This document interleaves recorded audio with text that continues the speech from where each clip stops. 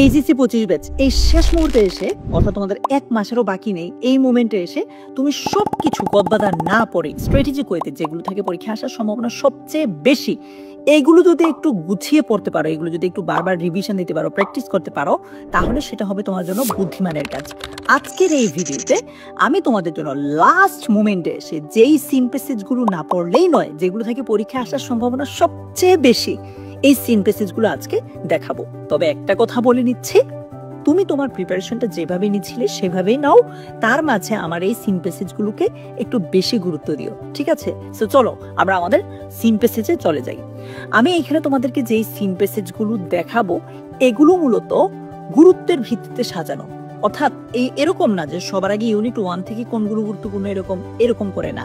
অর্থাৎ দেখো, সবার আগেই আমি অ্যাডোলেসেন্স ইউনিটটাকে রেখেছি।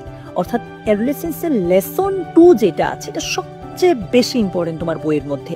এটা আমি 100% নিশ্চয়তা দিচ্ছি যে এইবার কোনো না কোনো বোর্ডে আসবেই। এরপর রিলেশনশিপস থেকে লেসন 1, এডুকেশনাল লাইফ থেকে লেসন 1, ড্রিমস থেকে lesson 1, people or institutions making history এটা থেকে লেসন 2 গুরুত্বপূর্ণ, ড্রিমস থেকে লেসন 3। দেখো ড্রিমস কিন্তু আগেও একবার গিয়েছে, রাইট? আচ্ছা, পিপল অর ইনস্টিটিউশনস এটা কিন্তু আগেও একবার গিয়েছে, এখন আবার আসছে লেসন 3।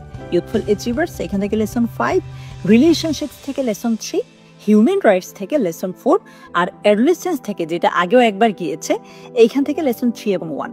অর্থাৎ এগুলো হচ্ছে গুরুত্বের ভিত্তিতে সাজানো।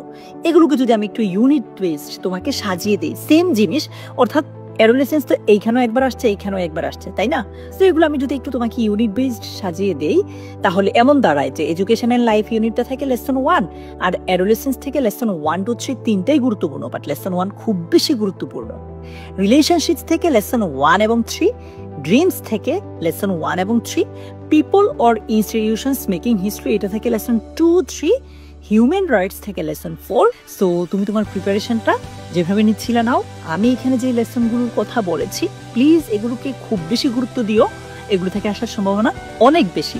আরেকটা কথা ইম্পর্টেন্ট, এগুলো কিন্তু সিন প্যাসেজ 1, 2, 3 তিনটার জন্যই।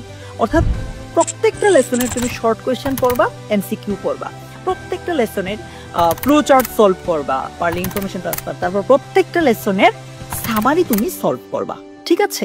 সেগুলো সিন প্যাসেজ 1, 2, 3 তিনটার জন্যই। তোমার সাথে আমার দেখা হবে পরের যে টপিকটা আছে সেটার সাজেশন।